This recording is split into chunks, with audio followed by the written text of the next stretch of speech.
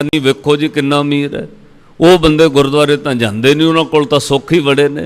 पातशाह कहते हैं बाहरी तौर पर वो बंदे बदे फले नज़र आउणगे पर अंदरों सड़ के सुआह हो जाएंगे। अंदर उन्होंने कोल सुख नहीं, एक गुरु का शब्द गुरु का ज्ञान ही अंदरों सुख दिंदा है। उत्थे पातशाह ने बचन कहे नानक गुरु ना चेतनी मन अपने सुचेत छुट्टे तिल वाड़ ज्यों सुंजे अंदर खेत। जिवें वो कली फली बाहरों तो तिल वधिया सी, विचों वो साध संगत बाहरों फली सोहनी नज़र आई, विचों सड़ के सुआह कालक निकली। उहदे विच जदों किसान ने वेख्या ये काम दा नहीं, वो तिलों की फली उत्थे ही छड़ दित्ती। वो खेत विच बुहाड़ कली सुक सड़ गई। कुछ वक्त तो बाद फिर उन्होंने खेत विच ही बाह के रोल दिता गया। ਉਹਦਾ ਕਿਸੇ ਮੰਡੀ ਵਿੱਚ ਮੁੱਲ ਨਾ ਪਿਆ, ਕਿਸੇ ਨੇ ਉਹਨੂੰ ਸਾਂਭ ਕੇ ਕੋਠੀ ਢੋਲ ਵਿੱਚ ਨਹੀਂ ਰੱਖਿਆ, ਕਿਸੇ ਨੇ ਉਸ ਦਾਣੇ ਦੀ ਇੱਜ਼ਤ ਨਹੀਂ ਕੀਤੀ। ਕਿਉਂ ਭਾਈ ਉਹ ਫਲੀਆਂ ਬਾਹਰੋਂ ਸੋਹਣੀਆਂ ਸੀ, ਵਿੱਚੋਂ ਸੜੀਆਂ ਹੋਈਆਂ ਸੀ। ਇੱਦਾਂ ਜੇ ਬਾਹਰੀ ਤੌਰ ਤੇ ਧਨ ਦੌਲਤ ਪਦਾਰਥ ਆਪਾਂ ਨੂੰ ਭੁਲੇਖਾ ਹੋਵੇ ਕਿ ਫਲਾਨਾ ਬੰਦਾ ਕਿਹੜਾ ਗੁਰਦੁਆਰੇ ਜਾਂਦਾ, ਉਹਦੇ ਕੋਲ ਬੜਾ ਕੁਝ ਹੈ, ਪਰ ਸਾਧ ਸੰਗਤ ਤੋਂ ਬਾਹਰੋਂ ਹੀ ਤੁਹਾਨੂੰ ਸੋਹਣੇ ਲੱਗਣਗੇ, ਅੰਦਰੋਂ ਬੰਦੇ ਸੜੇ ਹੋਏ ਦੁੱਖਾਂ ਨਾਲ ਭਰੇ ਹੋਣਗੇ। ਜਿਹਨੂੰ ਪਾਤਸ਼ਾਹ ਨੇ ਕਿਹਾ ਦੁੱਖ ਕੀਆਂ ਪੰਡਾਂ ਖੁੱਲੀਆਂ सुख ना निकलिओ कोए, तुहानूं बाहरों सोहणे लंगरगे अंदरों वो सड़े हुए होणगे। उन्होंने पातशाह ने बचन कहे नानक गुरु ना चेतनी मन अपने सुचेत। इत्थे सुचेत का अर्थ साध संगत नैगेटिव पक्ष तो लिया, बाणी के अंदर पॉजिटिव पक्ष तो भी सुचेत आउंदा है कि चेतन सुचेत होना चाहिए। इत्थे सुचेत का अर्थ है चलाकी करनी। जिन्होंने रब गुरु चेते नहीं पर वो बाहरों बहुत चलाक ने, बहुत चलाकियां लोगों नाल गल्लां विच लोगों नूं ठग लैंदे ने, बाहरों वो संसारी तौर पर चुस्तियां चलाकियां करते हैं। पातशाह कहते अंत उन्हां दा हाल ऐ हुंदा है जिवें किसान कोई दाने तो बगैर बूटा खेत विच बुहाड़ कल्ला ही छड्डदा, वो फिर उत्थे सड़ जांदा, सुक जांदा। हजूर कहंदे नानक गुरु न चेतनी मन अपने सुचेत छुट्टे तिल बुहाड़ ज्यों सुंजे अंदर खेत खेते अंदर छुट्टिया। कहो नानक सौ नाहे फलिए फुलिए बपड़े भी तन विच सवा। फलिए फुलिए का अर्थ है बाहरों उन्हें तरक्की की, तुहानूं लोग बाहरों तरक्की वाले नज़र आउणगे पर अंदर साध संगत कुछ भी नहीं निकलेगा। सतगुर सच्चे पातशाह जी समझाउंदे गुरु तो बगैर भाई तैनूं सुख नहीं मिल सकता। इसलिए धन बाबा अमरदास जी जिंदगी के साध संगत 60 वरे उम्र गुजर गई।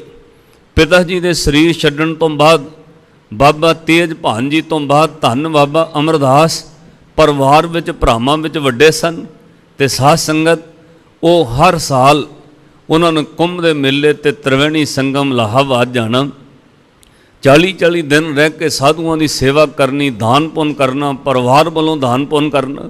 जो पिता पुरखी धर्म का कर्म सी वो कर्म बाबा अमरदास साहब करते रहे, पर साध संगत जीवन विच एक गुरु धारण नहीं किया। एक वक्त जिंदगी विच ऐसा आया जदों किसी जपण वाले ने इन्ना कमेना मारिया अमरदास तू गुरु केड़ा धारण किया है। जवाब दिता जी गुरु मैं तो कोई गुरु धारण नहीं किया। उस वक्त तो सन्यासी साधु ने भोजन छड़ दिता। कहलगा तेरे हथों मैं किन्ने दिन भोजन खांदा रहा। अमरदास तू निगुरे निगुरे ते हथों तो पानी पीना भी जप तप संयम भंग हो जाता है। मैं तेरे हथों भोजन छकदा रहा। सब कोई थाली भोजन प्रशादा छड्ड के सन्यासी चला गया। साध संगत उस ठोकर ने हुण मन नूं इधरले पासे मोड़ दिता। एक बेनती होर समझो, ये गल सच है जिन्नी देर कोई कमाई वाला बंदा किसी नूं बचन ना कवे उन्नी देर वो दूजे का जीवन नहीं पलट सकता। बाहरी तौर पर ज्ञान का होना बहुत चंगी गल है, असी भी ज्ञान दीयां गल्लां सुना दांगे, होर बंदा भी तुहानूं कोई समझ अकल की गल दस सकदा है। पर माफ़ करियो जिस बंदे का खुद का जीवन वो किसी दूजे का जीवन बदल दिंदा है, उहदी कही हुई गल दूजे के जीवन के अंदर उथल पुथल पैदा कर दी। उंज बाहरी तौर पर जो मर्जी कितों सीखी जाओ, जदों वक्त आउंदा है अकाल पुरख वाहिगुरू की नज़र होवे सामने कोई बंदा कमाई वाला मिल जाए, किसी जपण वाले चंगे जीवन वाले बंदे का बचन हो जाए तो साध संगत जीवन पलट जाता है। अज जदों वो सन्यासी जिहदी कमाई होएगी उस सन्यासी ने इन्नी गल कही, बाबे अमरदास के अंदर उथल पुथल शुरू हो गई। चिंता दे अंदर मन डुब्बिया हो मना, कालियां तो धौले आ गए, 60 वरियां दी उम्र है, बजुर्ग हो चले, मैनू मीणा मारिया, तू गुरु वाला नी नगुरै। निगुरे दे हत्थों तो भोजन छकना भी जप तप संजम भंग हो जाता है। साध संगत गुरु ग्रंथ साहब महाराज की बाणी ने भी वचन कहा, निगुरे बंदे का तो ना ही लेना माड़ा। इत्थों तक साहब ने कहा निगुरे का है नाउ बुरा। जदों बाबा अमरदास साहब के अंदर उथल पुथल शुरू हुई, साध संगत इस उदासी में जुड़िया मन घर चले गए, सारी रात चिंता में लंघ गई। अमृत वेले फिर वो घटना घटी। धन बाबा अमरदास साहब के जीवन में लाहाबाद जिन्हों तरवेणी संगम कहिंदे, जिथे हर साल बाबा अमरदास गंगा ते जाते सन। साधुओं की 1.5 महीना रह के सेवा करनी, परिवार वालों जप तप संजम पूजा पाठ पुन्न दान कराने, सारे नगर तो जो पूजा का धान लैके जाना, वो अपने भल्ला बरादरी वालों जाके बाबा अमरदास साहब गंगा के कंढे साध संगत पुन्न दान जो कुछ भी कराते सन, सारे परिवार वालों कराते सन। ये जिम्मेवारी बाबा अमरदास साहब की सी। अज जदों तीर्थ तो संग तो वापस परते, 1.5 महीने बाद वापस पिंड आए, शरीका घर परिवार वाले अदब सत्कार किया, पर बाबा अमरदास अज बड़े उदास सन। मन के अंदर बड़ी उदासी है। रात चिंता में लंघ गई, सारी रात एको ही सोचते रहे, अकाल पुरख रब नूं शायद अंदरों कोई अरदास निकली, दाता जे वाकई गुरु वाला होना जरूरी है, मैनू फिर कोई गुरु मिलाओ जिहड़ा मेरा जीवन सफल कर दे। रात और इस तरह चिंता में गुजरी। इतिहासकार लिखते अमृत वेला होया, सारी रात नींद ना आउण करके सिर भारा पै गया। उठ के घर तो बाहर निकले, खुले विहड़े विच टहलदे दरवाजे तो निकलण लगे सन। इन्ने नूं सके भरा दे घरों अमृत वेले आवाज़ कन्नां विच पई। ये धन गुरु अंगद दे महाराज की सपुत्री बीबी अमरो, जो श्री गुरु अमरदास महाराज दे सके भरा दे पुत्र भाई जस्सू नाल विआही होई सी। अज जदों अमृत वेले बीबी अमरो ने रेड़का पाया, भाव दही विच मधानी पा के रिड़कण लगे, उस वक्त गुरु की बाणी का शब्द शुरू कर दिता। वो बाणी का शब्द धन बाबा अमरदास साहब के कन्नां विच पिया। एकदम उत्थे खलो गए, विचों विचों अखरां दे अर्थ समझ आ रहे सी, पर वो बाणी मन नूं बड़ी मिठी लग रही सी। साध संगत दुनियावी तौर पर किसी गीत ते बाणी का बहुत वड्डा अंतर है। साहब ने बाणी अंदर बचन कहा, लोग जाने ये गीत है, ये तो ब्रह्म विचार। दुनियावी गाया होया कोई गीत कोई कविता 2-4 दिन किसी नूं चंगी लग सकती है, पर गुरु की बाणी सदा ही मिठी लगती। सच्ची बाणी मिठी अमृत धार, जिन पीती तिस मोख द्वार। ते अगली गल, बाहरी ज्ञान जिन्नी देर गल समझना पे, उन्नी देर उस ज्ञान उस कविता उस गीत का असर नहीं हुंदा। पर गुरु ग्रंथ साहब की बाणी इन्नी अहमियत रखती है, तुहानूं अर्थ ना भी आउंदे होण, पूरे शब्द विचों 1-2 अखर भी समझ आउण, तां भी वो पूरे शब्द का रस बंदे नूं सुनन वाले नूं आउण लग पैंदा। बाणी सुनन नाल ही दुख रोग संताप उतरदे ने। ताइयों श्री गुरु अमरदास महाराज ने वचन कहे ने, भावें पहली बार सुनिया होया शब्द साध संगत अर्थ पूरे समझ नहीं आए, पर सुनन नाल अंदर दा चिंता दा भरिया मन चिंता रहित होण लग पिया। वो बाणी सुन के मन नूं सुकून मिलण लग पिया। बाणी सुन के इंज लगा जिवें चिंता दी पंड सिर तो उतर गई होवे। ताइयों साहब ने फिर कहा, दुख रोग संताप उतरे। उत्थे बचन कह, सुनी सच्ची बाणी। बाणी सुनने नाल दुख रोग संताप उतरदे ने। अर्थ होने चंगी गल है, पर बाणी सुनने दा भी तुहानूं लाभ हुंदा है।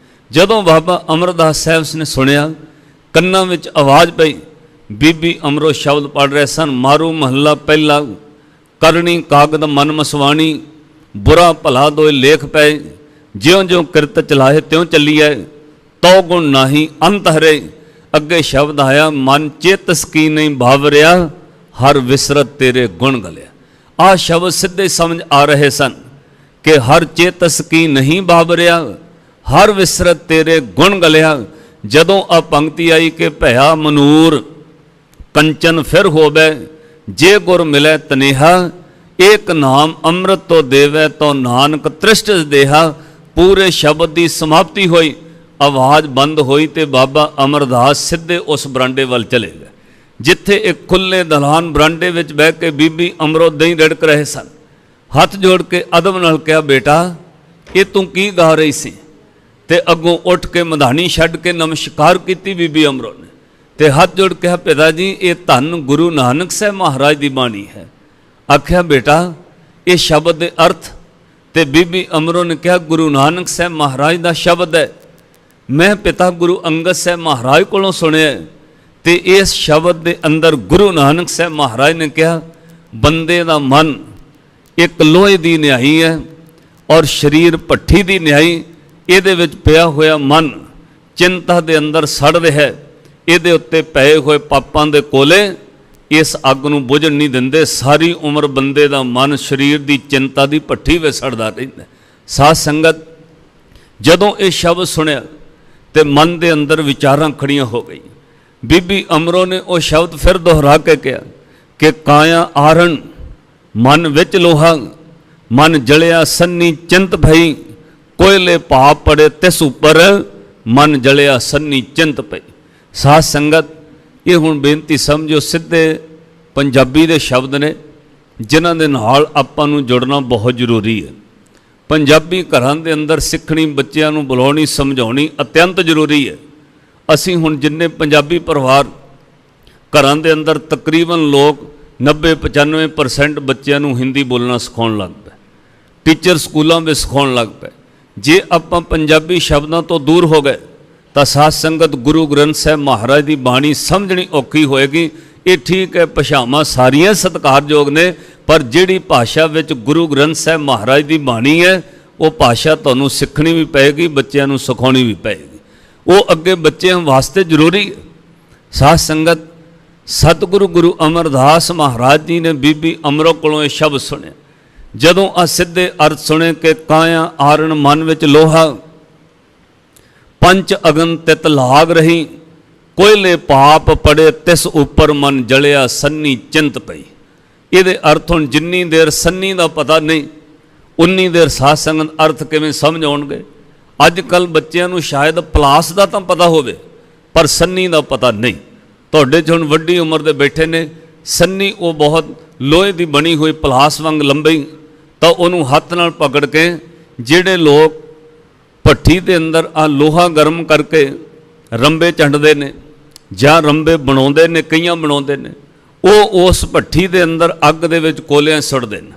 फिर वो जिहड़ा पासा रह जाए उन्होंने सन्नी नाल पकड़ के इस तरह पलट लैंदे ने। इहदे अर्थ पातशाह ने बाणी अंदर बड़ी बख्शिश की। साध संगत शरीर एक भट्ठी की न्याई है, ये मन जड़ा वो एक लोहे की न्याई पे, वो मन उस भट्ठी के अंदर दिन रात सड़द। मन जलिया सन्नी चिंत भई, कोयले पाप पड़े तिस उपर। जदों कदे मन संसारी तौर पर सुखी होण लगदा